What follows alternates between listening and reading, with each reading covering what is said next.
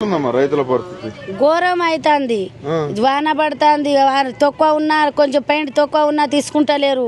వచ్చి వారం రోజులే ఇంకో అక్క 15 రోజులే మళ్ళా అందులో వేసి కిందికి వేసి మా అక్క ఎండబెట్టినా తీసుకుంటలేరు.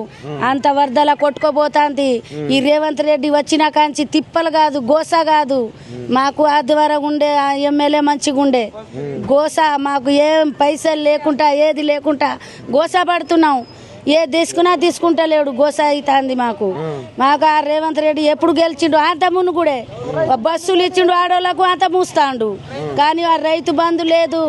మాకేమైనా ఇది 500 పెంచుతా అన్నాడు, 500 కూడా పెంచలే. మాకు టోటల్ రేట్ లేదు, మొక్కజొన్న రేట్ లేదు, చిలకల పైసలు పడేది కూడా లేదు. ఏం లేదు అయ్యా. ఓటు వేసినోళ్ళు మళ్ళా ఇంకోసారి రాకుండా ఉండాలి అని కానీ వేసినోళ్ళు అయితే బాగుపడడు. ఇక్కడ ఎమ్మెల్యే పెద్ద సుదర్శన్ తెలుసా? ఇక ఇప్పుడు వచ్చిన కొత్త కానీ ఎవరు చెప్పేటోళ్ళే గోసా పడుతున్నాం ఈడ మొక్కజొన్న కొరకు. కొత్త అయితే మీ మహిళలకు ఫ్రీ బస్ పెట్టిరు కదా? ఫ్రీ బస్ ఆగం చేస్తాడు. ఒక పీరీ బస్సే అనే పేరు పోయింది కానీ ఏం లేదు. రుణమాఫీ లేదు, రైతు బంధు లేదు. మాది